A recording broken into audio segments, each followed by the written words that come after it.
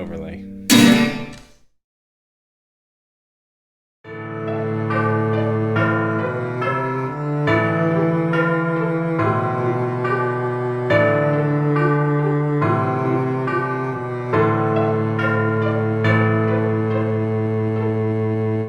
Welcome to A Life of Creation. We're doing another Cigars with Creators. You all know Ian, who's done this a few times, and then our special guest, Charlie Pecoraro. So welcome. Well, let's start with opening these beers. Yeah, Charlie brought some brews. Ian's got his non-alcoholic. We're good to go. just a little something to sip on while we wax. I'm foregoing my typical whiskey to try a Salud. beer Salud. Good that Charlie boss. brought. Good man. He said it's good. So, I think that was good. It looks good. It's a light, crisp Mexican beer with some lime in it. yeah, that's pretty good. Perfect for the weather. It's a great summertime beer for sure.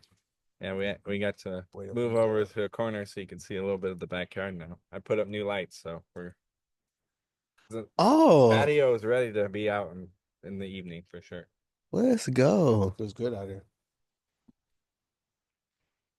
All right. So typically, what we do for these, at least what Ian and I have done in the past, is we've had a couple talking points and kind of went through it.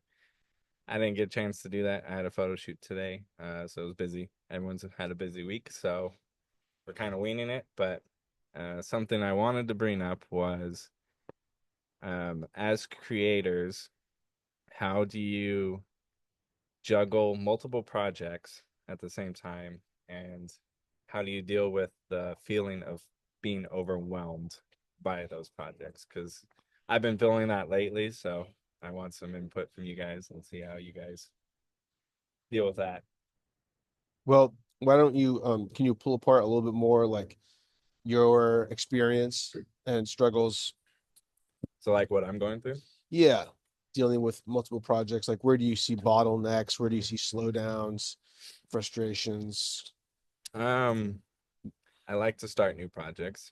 Yeah. I have Which is a good thing because it means you're curious. right, and I think that's what it comes down to. I'm Yeah. curious. And I mean, Charlie, you know me for a long time, and as soon as I find something that interests me, I just dive into it and go crazy for a while. And right now, it's trying to get like baseballs Mm-hmm. signed through the mail, or researching all that, and those. So that consumes me for a little bit, and then I still have, I'm trying to do this podcast thing. I got like 4 songs in the works. Um, I want to spend time with the family. They're on summer break now, so it's like, it just seems like a lot, but it's all fun. And I mean, full-time job still too. It's all fun, but because it's projects that I have put on myself, I feel like it's hard to juggle it Mm. sometimes. Have the same commitment and thrust you do when you're obligated Right. to projects spearheaded by other people. Yeah. I mean, sometimes I even feel it interfere with my job because it's like, an idea pops into my head while at work. So I might research it a little bit. Or, but I mean, honestly, diving into these things is really what gets my creative brain working. So I look at it as, okay, Mm. my job is a creative job full time. I need these like little bits of newness to kind of keep everything Novelty, like running. spice of life. Yeah. Yeah. Keep it fresh. Because, yeah, if you keep doing the same, you can't keep doing the same thing at Right. your job. It's not like other jobs where, like, this is what we're doing and this is what we do every day. Like, nah, I gotta try something new. It's gotta compete with everything that's out there. I gotta make sure people, look at it. Yeah. So, I took a personality test one time, and pretty much like every new girlfriend wants you to take a personality test to see if you guys are really compatible. So one of those times, um, they said you experience frustration because you have more ideas than you can act upon. Right. So if you had less ideas, you'd feel more fulfillment because you're executing a greater percentage, And it was actually like a gift for me to read that because it was a relief to know, hey, it's a good thing. I'm curious, I'm ideating, I'm having a lot of ideas. If you go to any exhibit, like I went to a Kubrick exhibit one time and they had all of his personal materials. Like he worked on a epic about Napoleon for like 15, 18 years, never made the movie. I was gonna say I'd never heard of this Right. Kubrick movie because it never came But out. journals and research and all sorts of materials that he amassed over Yeah. all those years. Was it a waste? No, this is part of his creative process, Yeah. Like I think that it's important to be a finisher, something that I like try to hold against myself. Yeah, To take an idea, put it in the marketplace. A lot of times it's just the ideating and the creating that's the most fun part. Yeah. that's the best part, Then dude. something else shiny comes along and Yeah. can distract us. Yeah. I do love shiny objects. But the graveyard of ideas not completed, I don't think is any badge against any creative person. No. Because without those experiences, you might have not gotten to wherever you got to for the things that you did finish. Because the things, you learn along the way. But it is a hard balance because it's like, yo, like I don't want to not be a finisher. And then like how many things do I allow myself not to finish? Um, and that's tough. And like you said, when you're the driving force of it yourself, there's no one holding you accountable but you. So what kind of process can you put in place to hold yourself accountable while also being gracious with yourself and saying like, hey, dude, like sometimes I'm not going to finish that, or it's not the time for that, even though I've already put in a lot of time on it, it's not the time for that. So how do you manage that within yourself? So I actually had a something like that recently. May is a end of April and May was a very busy time. It was my son's birthday, end of school. Um, we had my in-laws come down from Oregon, and it was a very busy, span of a couple weeks. And I tried really front loading beforehand at doing video editing and stuff, knowing that I'm not going to do it Right during that time. during that time. Mm-hmm. And so because of that, I was like, I tried to say, hey, you're free to enjoy the time. Mm, Like you got to have grace with yourself. And I mean, really, most creators create based on the life they live. So if you're not living life, Mm. well, how are you going to, get new material? it's facts. I mean, up until the 1950s, anyone who ever directed a movie never went to directing school. Right. Yeah. Mostly, it was all people that had extraordinary experiences or read great books or had an idea of how to tell a story and what moved people, and that can be acquired a lot of different ways. So what you're saying, I think really holds a lot of truth. I mean, I kind of actually see that in my photography. I knew a lot of people because I did go to school for it eventually, but all the kids in school would talk about the people that inspired them to be photographers and stuff. I was like, I don't know any photographers. Right. I just go out and shoot music that I like. It wasn't it. I never saw it as I need to be researching people who've gone before me. I'm just like, this is what I like to do. I mean, I saw my grandma do it. I saw my dad do it. I would see the newspapers and see concert photos and be like, okay, that's cool.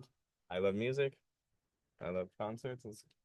Let's go shoot it. I think you have, something like Kandinsky was his painter, and he went to a Stravinsky concert and was so inspired that he went home and started painting what he heard.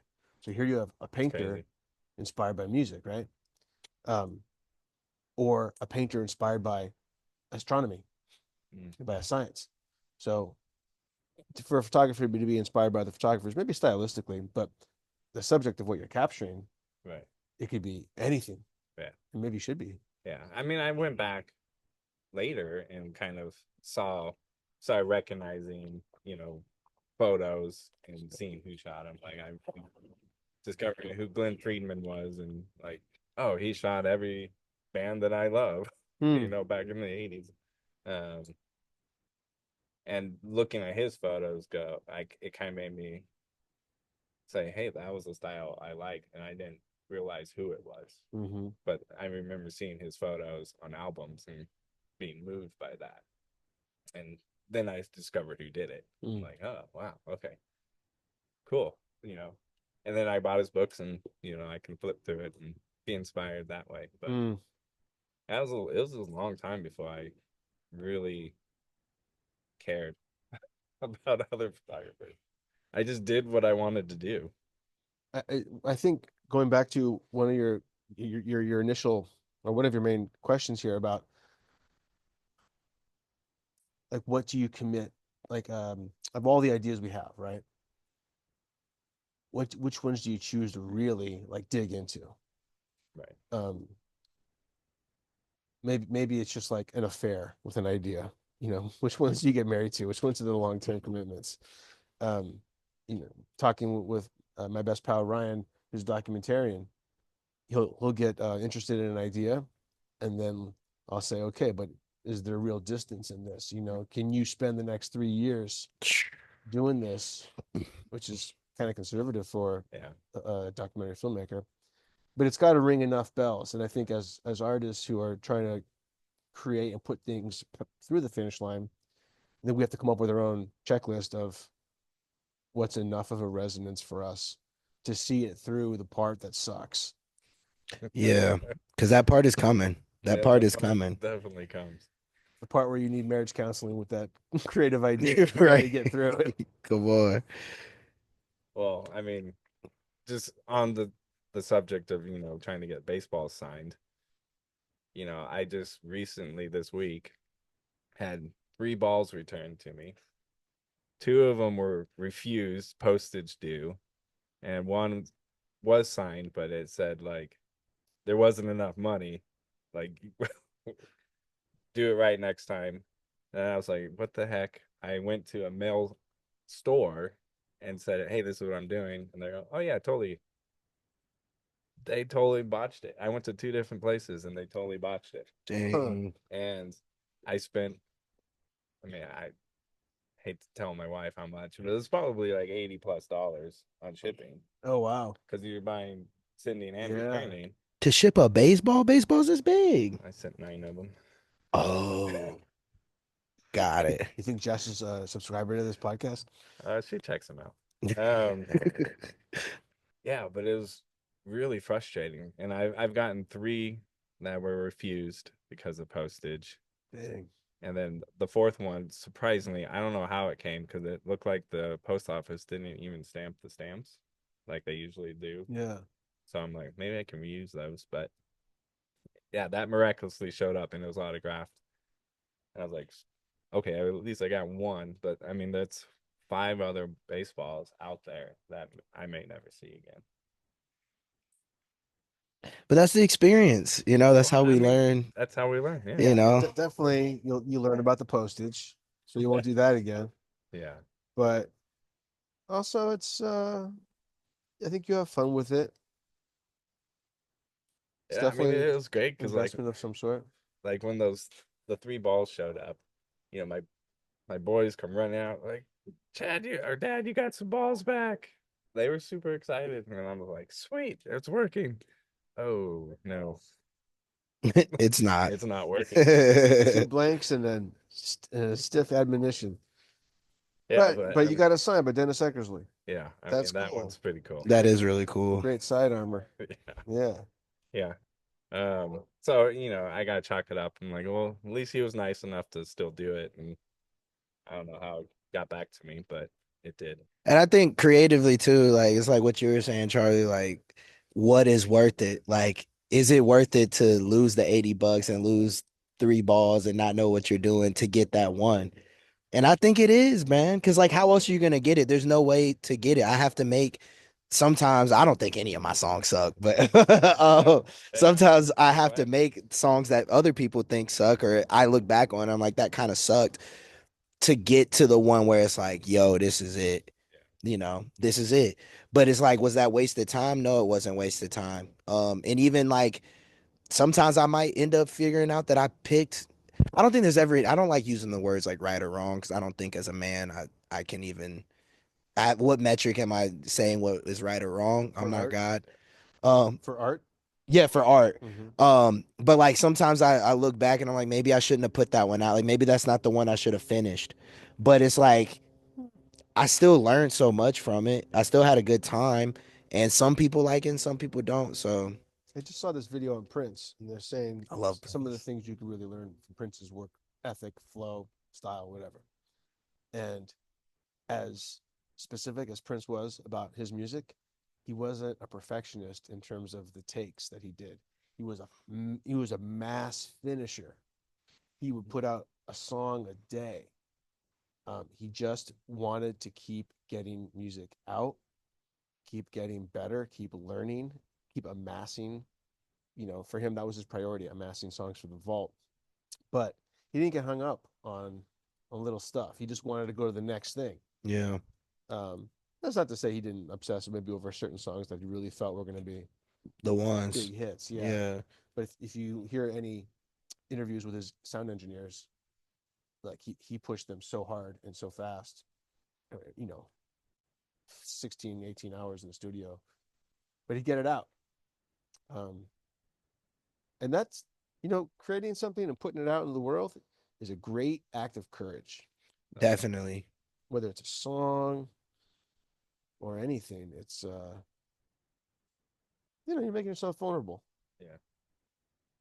Ian just helped me with the song for a compilation, and I listened to it, and I'm just like, I hate it. The name of the song is called Compilation. No, it was for a compilation, and I love the song, but just looking back at it, that's not the version I want. But I mean, I talk to people, and they're like, just do it again. There's no Yeah, stopping you. Yeah, don't be precious about it, right? Yeah, That's hard. and like that is on the comp. Great, I was a part of it. But now that I mean, there's a time crunch, so I had to get it. I mean, I think we finished it the day you we threw did. Yeah. Mm. it, and Oof. you know, I haven't heard Ian cuss that much. I was cussing in front of you. I'll be cussing sometimes. I'll be trying not to, but dang, that's crazy. Let's go. I mean, it was me doing the vocals, so Yeah. it was understandable. But it was, I think it was because I changed it up on you. You were expecting this, and I came with this, and you're like, "What? That This sounds isn't like what me. I was thinking." Yeah, Uh, we're really friends now. But you got it out there, man. That's yeah, that's the important thing. and even I've been working on that song for what, probably like 2 years or 2 years. so. Yeah. Yeah, it's long enough. But it's gone through so many different iterations, and it's kind of like I haven't figured out what the final version is. So I'll just keep, toying with it and just I think it was it is what Coppola it who is. said, "A film is never finished; it's only ever abandoned." Yeah. And that could be said of any creative effort, right? Yeah. Like I was just telling Ian before we started rolling, I wrote this book about acting or auditioning for commercials, and I'm waiting to get it edited. And while I'm doing that, I'm like, keep going through I keep doing another version, keep combing through it, Yeah. keep making little changes. Finally, yeah, I probably did my fifth pass, and I feel good about it. Hey, how much more perfect is this going to be for me to feel what? Already, I have imposter syndrome. Like I know actors who book more than I do, who book bigger than I do, who've acted longer than I have. What right do I have to write this book? Who cares? Yeah. Get it out there. I like it. Doesn't have to be a masterpiece. Right, exactly. Might help a couple people. Maybe it'll do better than that. But I just got to get it out because I know if I sit on it too long, like the Gonna gas is gonna cobwebs show drain show up. right out of it. Yeah. Yeah, I mean, I think that's what I felt with that song. Is like I just need to get something out Yeah. because it was, an important song to me or a special song to me. Mm-hmm. It kind of turned into a prayer. I written it before my mom started her cancer battle, but I felt it when she was going through it, Hmm. and I think I told Ian, I'm like, it has to be the song. We gotta get it done. And you know, I was having a mutual friend try and sing on it because they can actually sing, and it wasn't working. And I think I was like, well, I think God's just saying I gotta do it. Mm.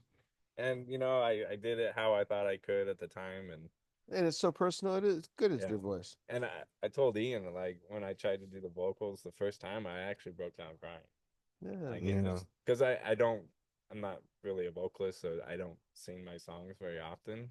And like those words hit me for the first time, and I was like, it was rough. It was really hard, but it was just like it was almost like a my soul, you know, praying again, crying out again what I was feeling. Mm. And my mom, I think I don't know, maybe a couple months after that was declared cancer free. And Amen. it was just like, the song was called Celebrate. And you've heard it. Yeah. Will Mathley did some Yeah. vocals on it for me. Um, and, it was, it was almost like a full circle of, the pain and like frustration I felt. And then the celebration of, my mom coming out of it. It was, I think it was more for me than anything at that moment. Um, and Ian just had to suffer through I it. mean, if you listen to Rick Rubin at all and what he has to say about the obligation of an artist to create, it's only ever It's for you. to fully express what you got Yeah. to say. Hmm. I mean, that's a big conversation into itself, but That could be talking point number two. it's sure, but it definitely shouldn't be ignored. No, and I just finished Artist Way, which Nice. you know recommended, and it talks about creation is just it's almost an act of worship. You know, her view was there's a great creator, and we are created to create. So our creation is an act of worship of the great creator. Yeah. And she kind of touches on, God and spiritual, but it's more just like probably more of a secular view of it, just there's something bigger than us, Mm-hmm. you know, and Julia Cameron. yeah, Julie Cameron. And, but, as a Christian, I take it as like, I'm created by God and I am created to create. And so I do view it as an act of worship. And that song was a worship song for So me. you And view it you just, view it exactly the same way. yeah. So it's just like I needed to do it. I'm not a very vocal person most of the time. And, you know, sometimes even the quiet ones need to just scream their hearts out. And sometimes I think, because I've heard the song and the viewers, y'all should go check out the comp. But I think it's in that rawness, because we had a lot of conversations like, I don't know about this, I don't know, but I'm like, bro, this is it. Like, this is the version, especially this is the version that needs to come out now because of how raw it is. Like, yeah, we had to rein some stuff in, and that's what editing and engineering is for. But not being so precious with it allowed it to stay raw. Yeah. And sometimes you need that raw material. Sometimes it is great to have this nice polished diamond that's cut by a jeweler and all that stuff. But You know, I I've love never, both. right? I've never found a diamond in the wild, but I'm sure that's a crazy experience to find something so valuable and so raw. And I think you made the right move. And I think even with like managing projects, it's the same thing. Like there is that level. It's just a balance of like how precious do you want to be with it, and how much buffing do you do until it's no longer the thing that it was. Yeah. you know. And sometimes you got to let it go. It's similar to what you were saying about what they say about movies. It's like I say the same thing about songs. They call it releasing for a reason, because you got to let it go. Wow. You Yeah. got to let it go, release it into the wild, and let it do what it's gonna do. Because I mean, the way I see it, similar to Julia Cameron and similar to you, it's like, bro, God gave me these songs. No matter what it is, like it's a gift to be able to create. So it's not about me. You know, it is about me and my expression, and it's being used to help me, but it's not just about me. So because of that, it needs to come out, and however it needs to come out, Yo. so it can help people. Mm-hmm. You know, and sometimes it's gonna be ugly, but sometimes the raw and the true, it's ugly. It's connected. Yeah. Yeah. Yeah, I mean, y'all know my favorite music is punk and hardcore. I'm like, that's not perfect most of the time. So, it's the rawness is what attracted me. And it's funny to like, then hold my songs to this higher standard of it needs to sound better than my heroes. Mm. And that's like why, you know, You, what they did, you didn't think that way when you're 17. no, no. Mm-mm. Yeah. And it's just like why did my mindset change on that?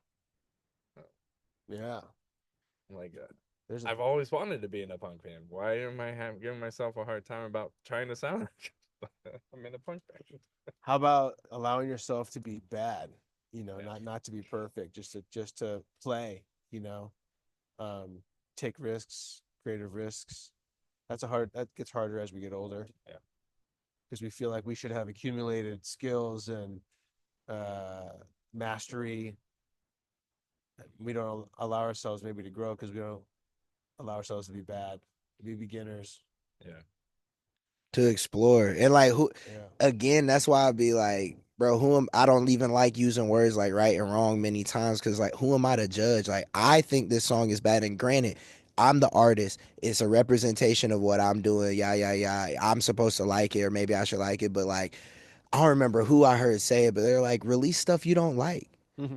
You know, and it's a lot of times you listen. I heard John Bellion say this in a recent interview, and he was saying like one of his biggest hits, he was saying like when he made it in the studio and like everybody around, they were all kind of like, hmm. But one person told him like, nah, bro, this is it. And that person was the decision maker to help push it forward, and it got pushed forward, got put out, and now it's changed. That song has changed millions of people's lives. Wow. You know what I'm saying? So it's like, bro, I can think something is not good, but am I judging the song? Like I be thinking like this sometimes. Like, am I judging the song, or am I judging me? Yeah. Do I think I'm not good because I don't sound like my hero? But you're not your hero. You're you. I'm the only one who can sound like that. So my voice, I'm like, oh, it sounds like a little too different. Yeah, it is a little too different because it's you, bro. You're the only you.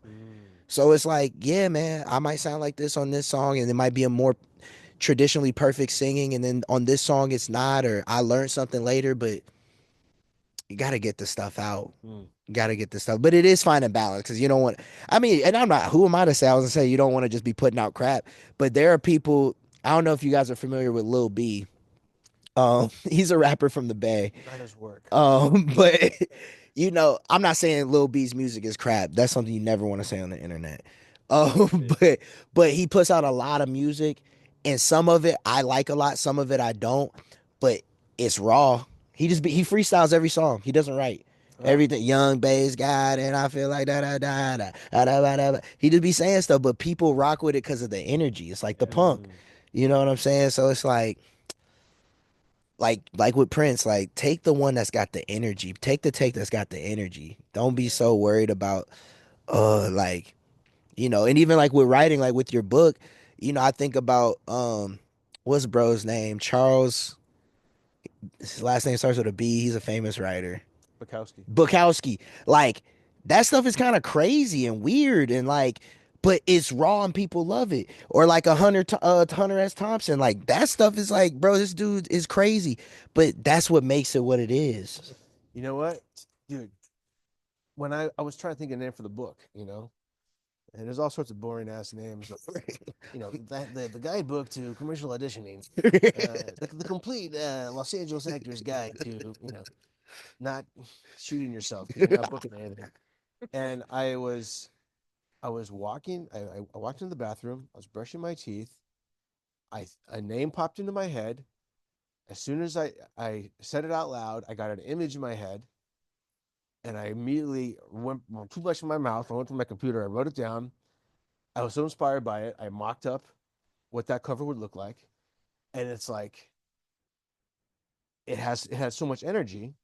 I tried to find another name because there's a curse word in it. It's called the No Bullshit Guide to Commercial Auditioning. It's And I amazing. was like, do I want to say bullshit, bullshit, bullshit for the next 5 years, like promoting this book, or do I like, I don't like, it doesn't give me any glee, but I was like, is there another name that really has like a charge to it for me? And I tried, I couldn't think of any other name. I even had a publisher turn me down because he didn't like the name. And I was like, I thought about it. I was like, do I have to die on that hill? And there was just something. So I said, you know what? I'm not going to overthink it anymore. Maybe it's not my favorite feeling to have to call it that, but and it's not for any like, moral thing or anything. It's just like, doesn't, I'd rather it be something more clever or fun, but that's what I'm going to go with because there's an energy to it.